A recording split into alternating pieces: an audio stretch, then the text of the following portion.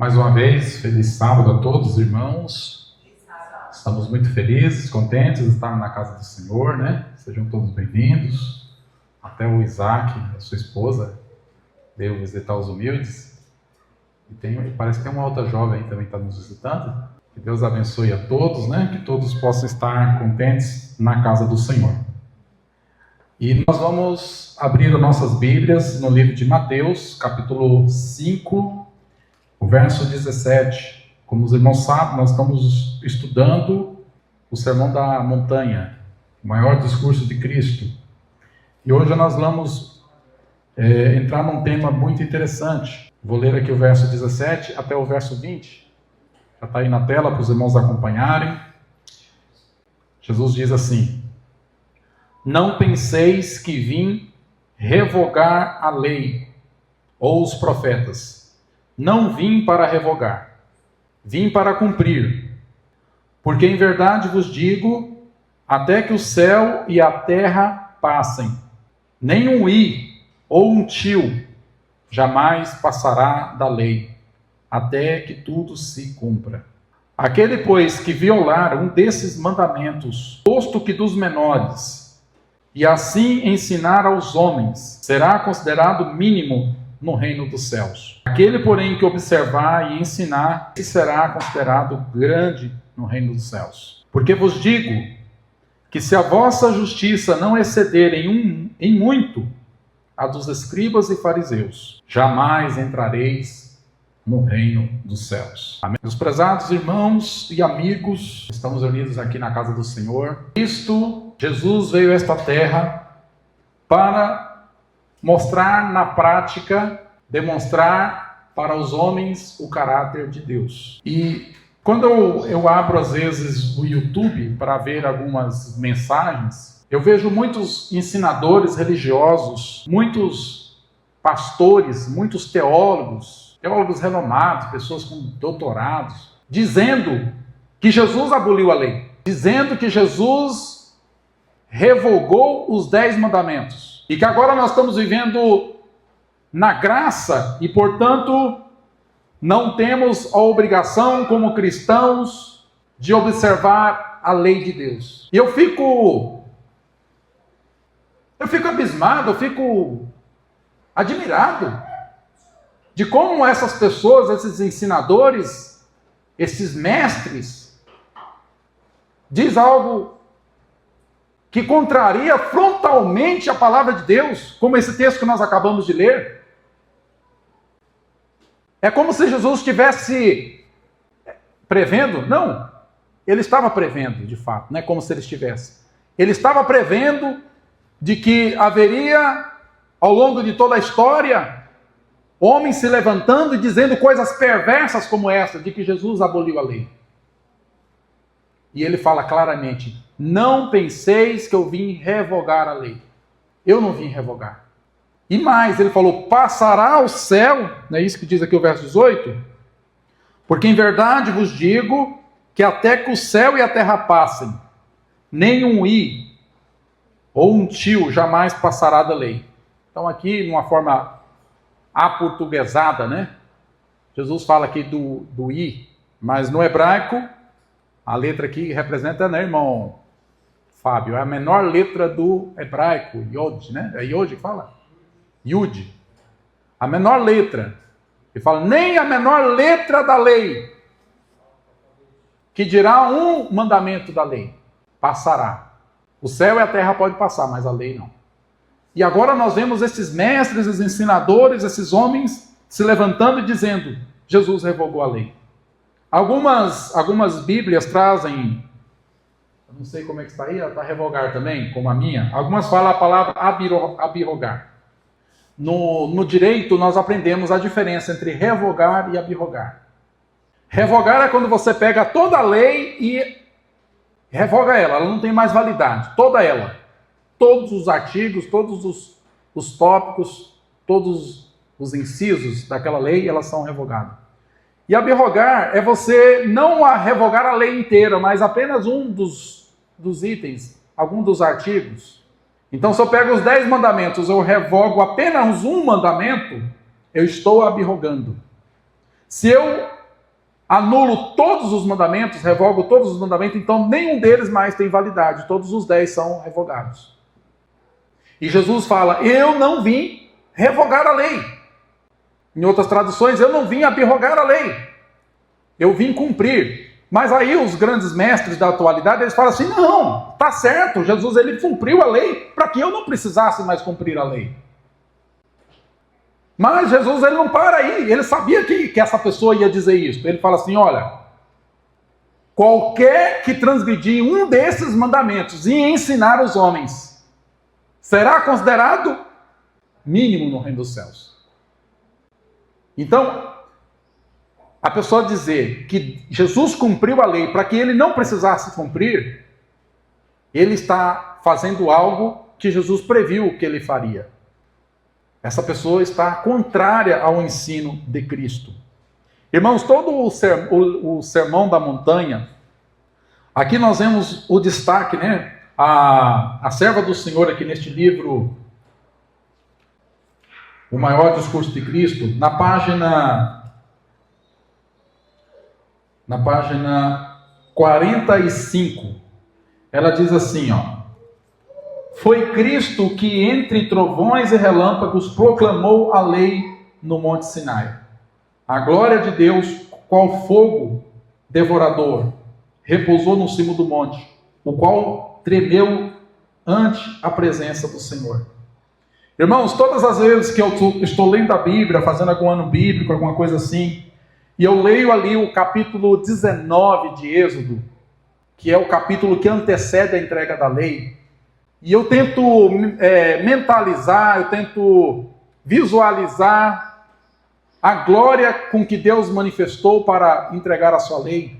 E foi uma coisa muito tremenda, né? Eu quero que os irmãos abrem a Bíblia comigo aqui no capítulo 19 de Êxodo. Vamos meditar um pouquinho sobre isso aí? O irmão pode colocar aí na tela, capítulo 19 de Êxodo. Capítulo 19.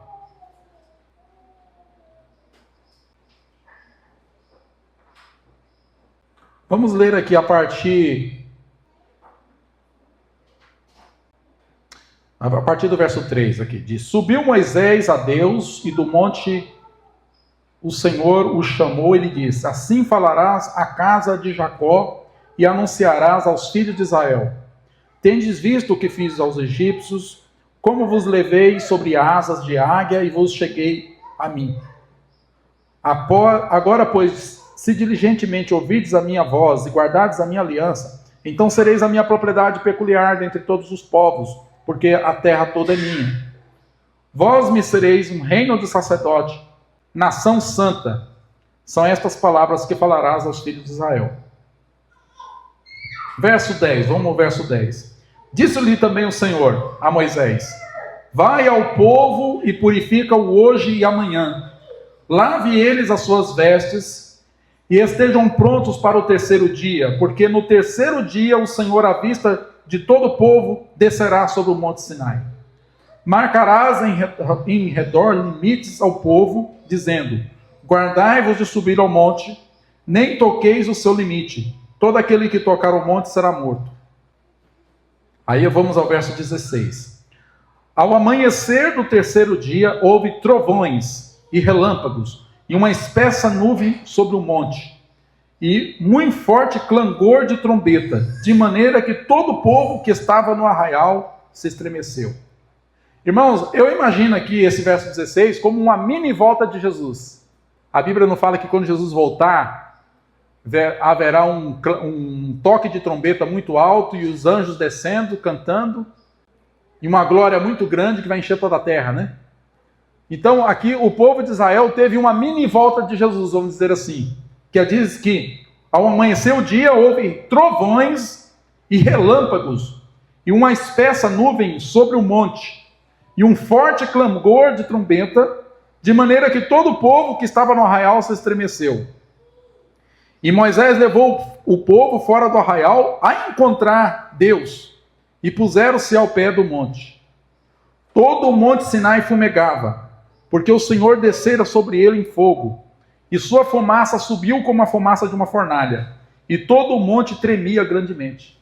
Irmão, você consegue imaginar aqui a grandeza de Deus, os trovões, os relâmpagos, aquele barulho, aquela trombeta, e o monte fumegando, né? E o monte tremendo. Uma vez eu estava numa estação de trem em Suzano, e eu era acostumado a ver trem, né? Mas um dia passou aqueles trem de carga que carregava, eu acho que carvão, alguma coisa muito pesada. Mas, irmão, quando aquele trem chegou na estação, aquilo fazia um barulho tão forte e o chão tremia assim, ó. Um negócio muito forte. E aí você junta esse barulho do trem com o chão tremendo, aí você junta com uma tempestade muito forte, com trovoadas. Sabe aquelas trovoadas que dá aqueles estalos assim que você fica querendo entrar debaixo da cama? Um negócio tão forte.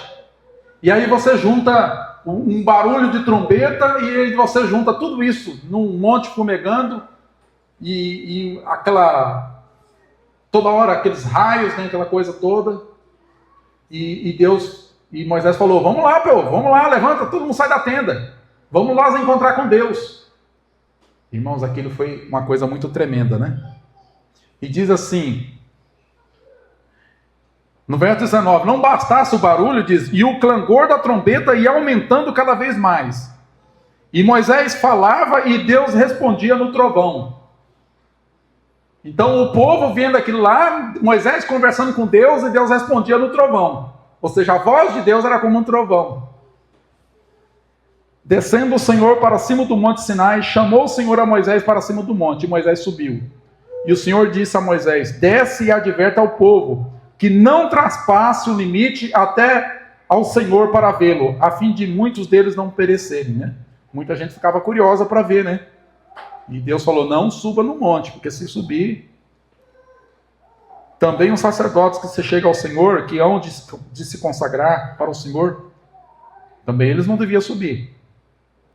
E aí, irmãos, com toda esta glória, com toda essa manifestação do poder, aí agora Deus fala os 10 mandamentos. Então não é que Deus falou para Moisés, falando: Moisés, vai lá e fala para o povo os 10 mandamentos. Deus reuniu o povo para eles ouvirem Deus falando os mandamentos. E cada palavra que Deus falava era uma trovoada. Era uma glória muito forte, né? E Deus falou para os mandamentos. Deus falou todas essas palavras. Eu sou o Senhor teu Deus, que te tirei da terra do Egito e da casa da servidão.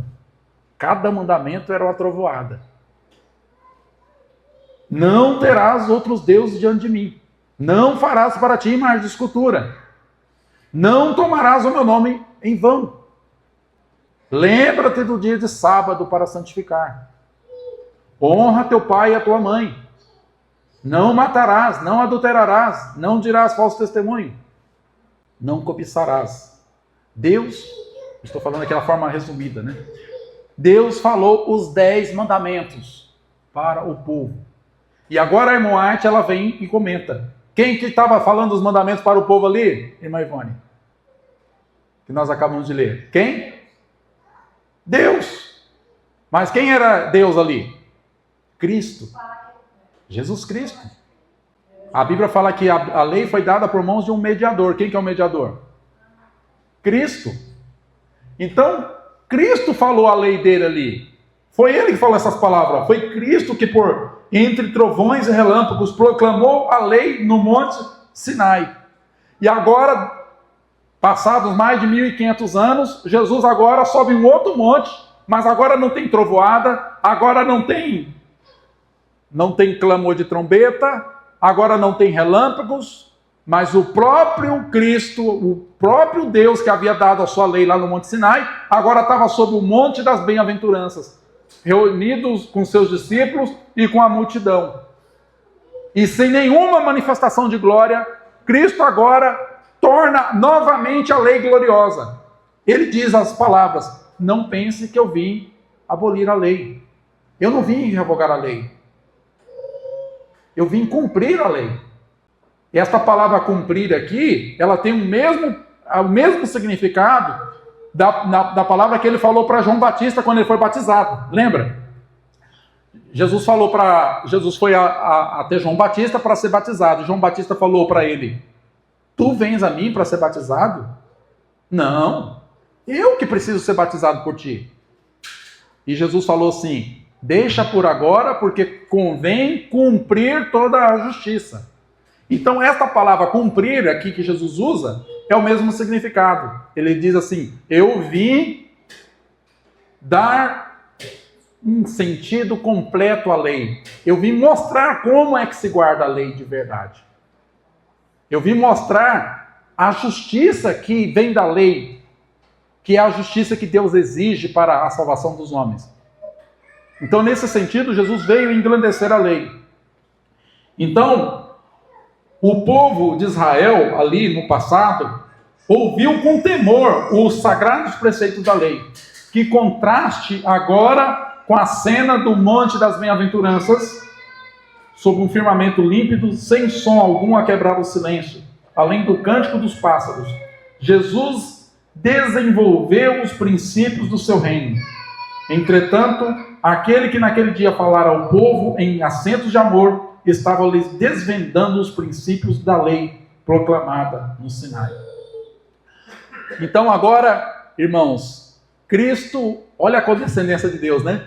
Cristo agora sentado no monte estava mostrando para os discípulos e para o povo os princípios da lei. Ele estava explicando o verdadeiro significado da lei de Deus.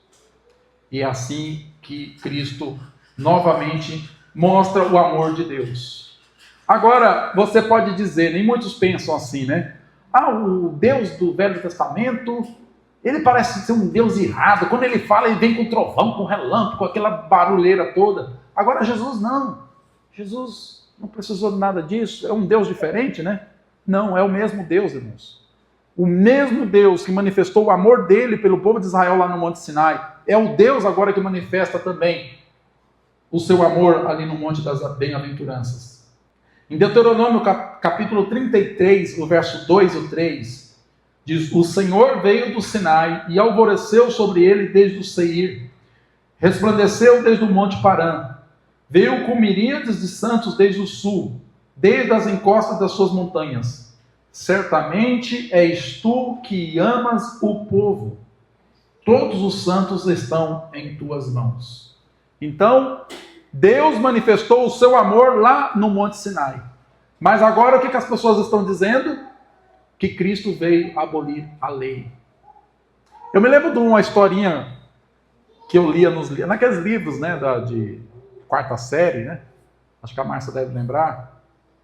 Lá tinha uma história de um rapaz que estava descontente com o mundo. Ele dizia que a forma como Deus tinha criado o mundo estava toda errada. Ele vivia botando defeito. Olha isso aqui, não está certo. Se eu fosse Deus, eu criaria um mundo diferente. E aí as pessoas falavam para ele: mas como assim? Ele falou: vou dar um exemplo. Olha esta árvore, né? Ele mostrou para um pé de jabuticaba muito grande. Olha o tamanho dessa árvore. Olha as folhagens, olha os galhos.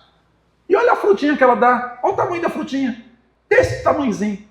Já o pé de melancia, que não é uma árvore, é apenas umas ramas, dá umas frutas grandes.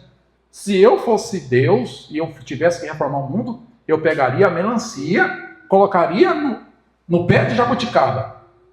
E pegaria a jabuticaba e colocaria no pé de melancia. Uma coisa forte segurando uma fruta grande e uma coisa fraca segurando uma frutinha pequena. E as pessoas falaram: realmente, parece ter razão, né? E ele, falando nisso, ele se encostou no pé de jabuticaba e começou a cochilar e a sonhar com o mundo que ele ia reformar, né? Que ele ia fazer. E quando ele estava no melhor dos sonhos dele lá, uma frutinha bem pequenininha lá de cima caiu e veio na pontinha do nariz dele. Pá! E ele despertou assim. E ele acordou do sonho dele. E ele pensou: você já pensou se essa jabuticaba fosse uma melancia? A pancada que não ia dar? E aí ele abandonou na história lá o sonho dele de reformar o mundo. Irmãos, é a mesma forma das pessoas que tentam reformar a lei de Deus. Achar que os princípios da lei de Deus não estão corretos, estão muito pesados, Não é desta forma que deve funcionar. É o mesmo raciocínio insensato dos religiosos que tentam abolir a lei de Deus porque eles acham que agora eles têm uma forma de viver melhor. Irmãos, cada princípio da lei de Deus, cada mandamento é uma proteção para nós, é uma cerca que nos protege do mal. Se nós pensarmos muito bem, cada mandamento da lei de Deus, não furtarás, também está protegendo o seu patrimônio. Porque se todos obedecessem esse mandamento não furtarás, você não precisaria colocar tranca na sua casa, cadeados no seu portão, não precisaria de colocar alarme no seu carro, porque todos estão obedecendo a este mandamento. Então este mandamento protege a sua propriedade. Quando fala lá o mandamento não adulterarás, você está protegendo a sua família, está protegendo o seu matrimônio, está protegendo você de que outras pessoas, se todos observassem esse mandamento, o mundo seria muito mais feliz. Quando fala lá, não dirás falso testemunho, está protegendo a sua honra, está protegendo você.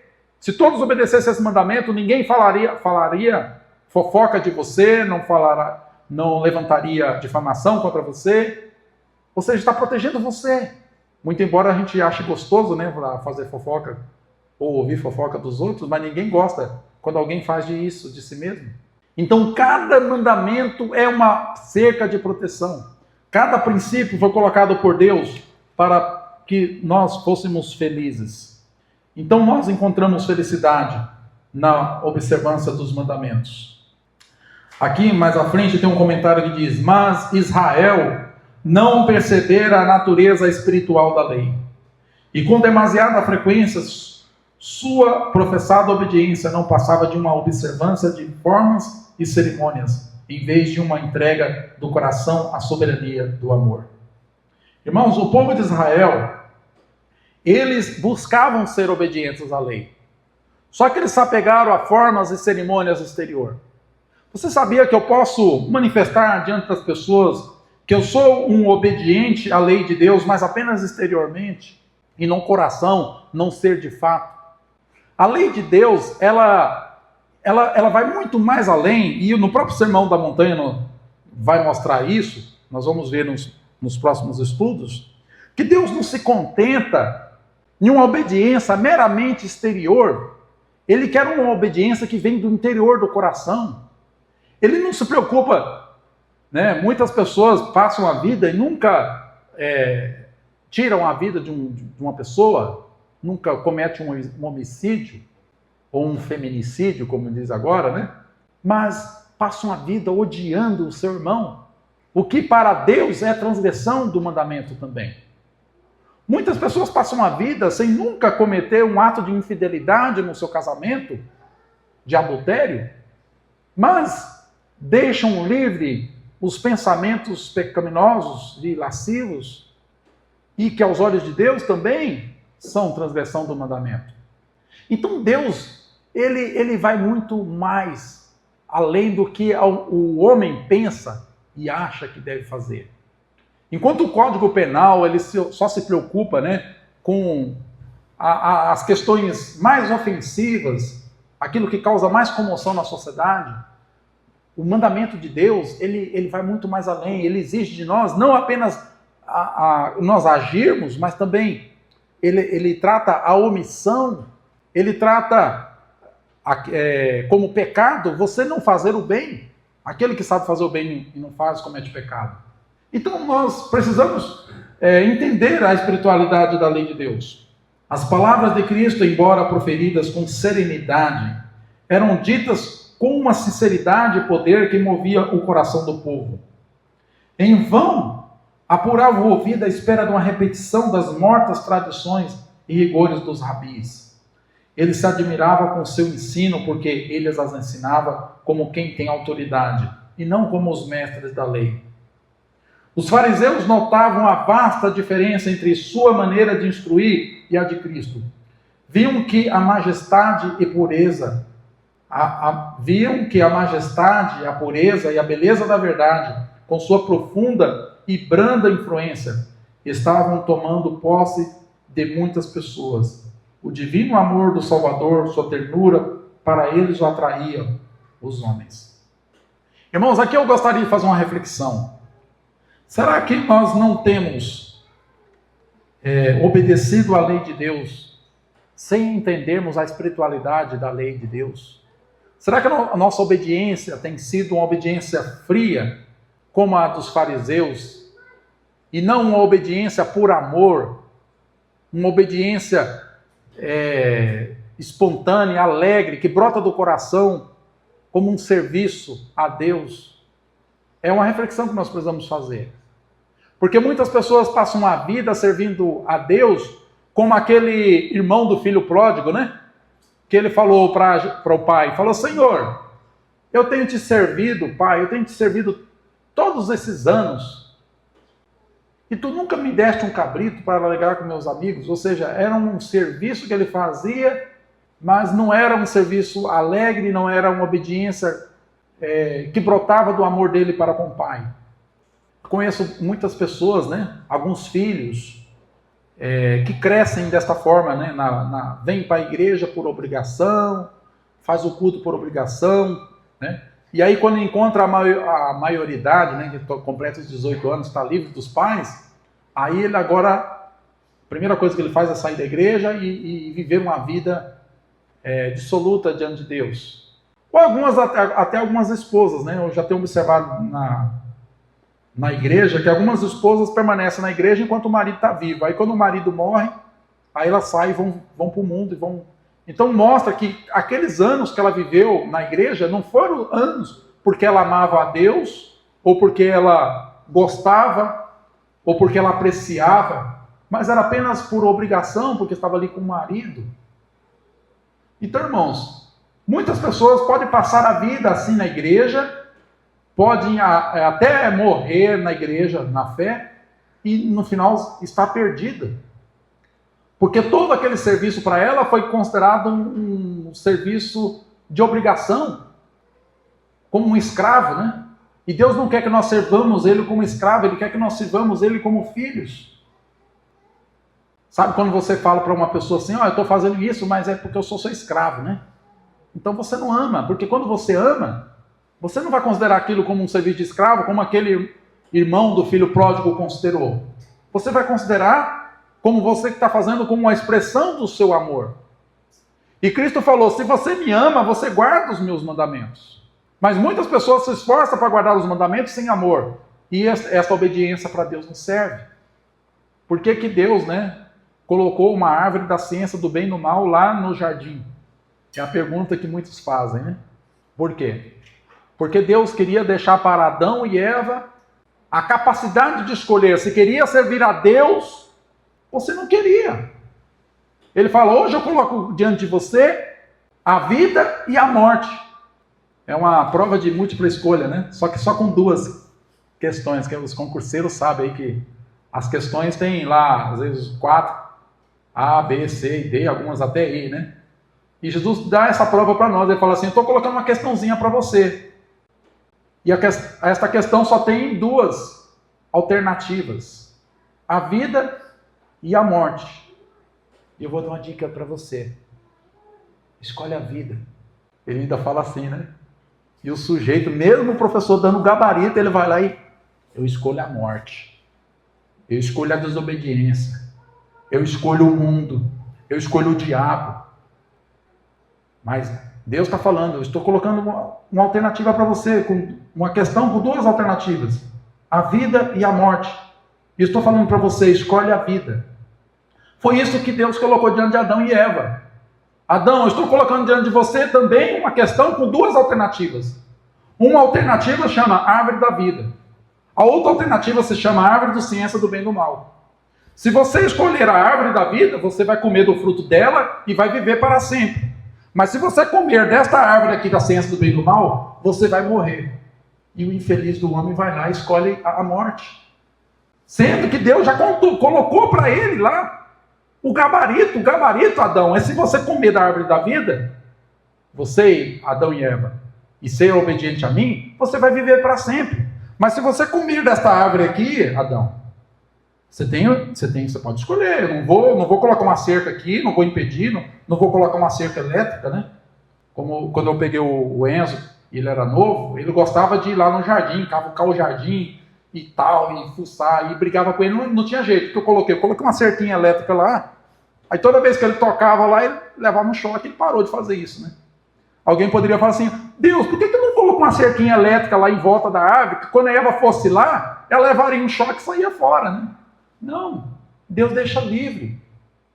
Ele fala, escolhe a vida para que você viva, mas eu não vou colocar uma cerca elétrica lá, eu não vou impedir, não vou colocar um alarme, eu não vou impedir, eu quero que você me sirva por amor, eu quero que você me sirva por escolha, eu não quero que você me sirva porque teu marido está pressionando, porque tua mulher está pressionando, não quero que você me sirva porque teus pais pressionaram você, eu quero que você me sirva porque você escolheu me servir, eu quero que você me sirva por amor.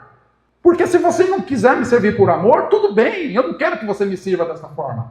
Pode escolher, mas eu vou dar uma dica para você. O caminho que você vai tomar pode até parecer um caminho bom para você, mas o caminho dele é a morte. Então eu estou te avisando porque eu te amo. Eu não quero que você vá para o inferno, eu não quero que você vá perecer com Satanás. Eu não quero que você se queime no fogo. Eu quero que você me sirva por amor, e se você me servir por amor, eu mesmo vou te dar força para você me servir.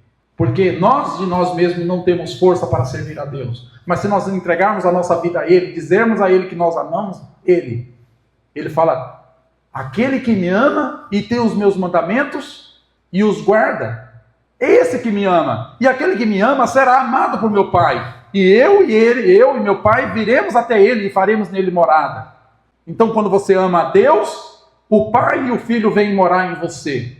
Ele vem morar dentro do seu coração. E aí se torna muito mais fácil você obedecer a Deus. E se você obedecer a Deus, você é amado por Deus também.